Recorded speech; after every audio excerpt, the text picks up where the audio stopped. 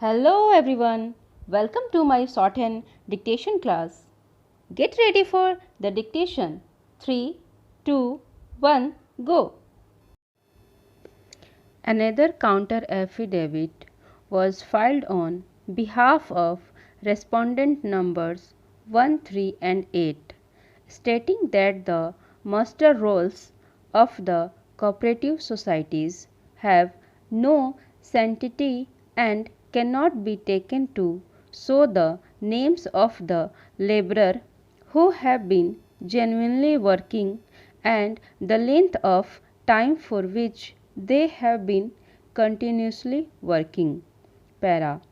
An additional affidavit was filed by respondent numbers 1 to 7 through their Deputy Chief Marketing Manager, Northern Railway, stating that the railways do not have the records of the porters who have been working with the contractors, and in the absence of any documentary proof, they were not in a position to either accept or deny the claims of the petitioners. A rejoinder affidavit was filed by the petitioners' union denying the averments contained in the counter affidavit. Para. The Eastern Railway Administration filed an additional affidavit on its behalf. Para.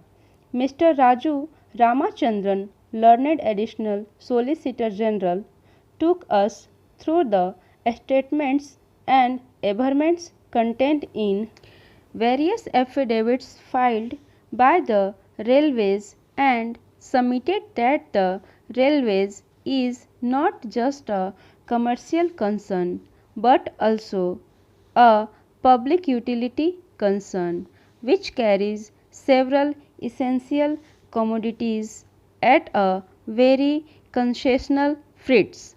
This being so, if such economically non-viable acts like regularization of the petitioners is forced upon the railways, public utility and passenger amenity items are bound to suffer.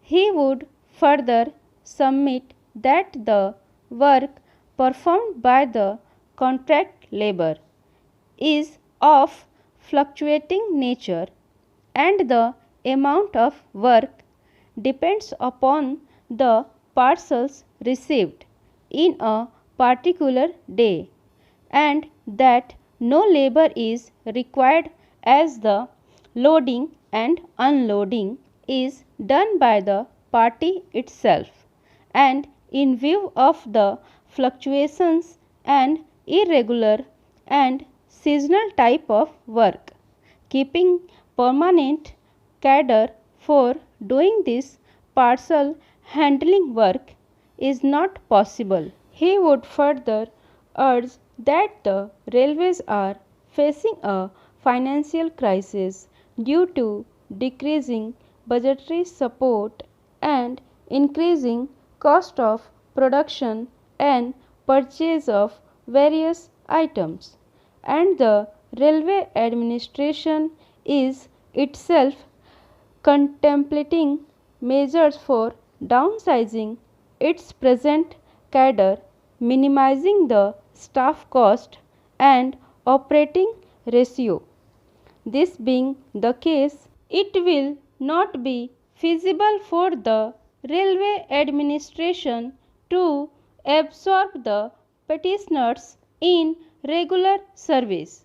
Moreover, if the present petitioners' unreasonable prayers are acceded to by this court, it would lead to several such applications for regularization from many quarters, even though the applicants may be working elsewhere and may not have undergone the well laid down procedures for recruitment and may not be fulfilling the Eligibility criteria for appointment for the post or may not be adequately trained.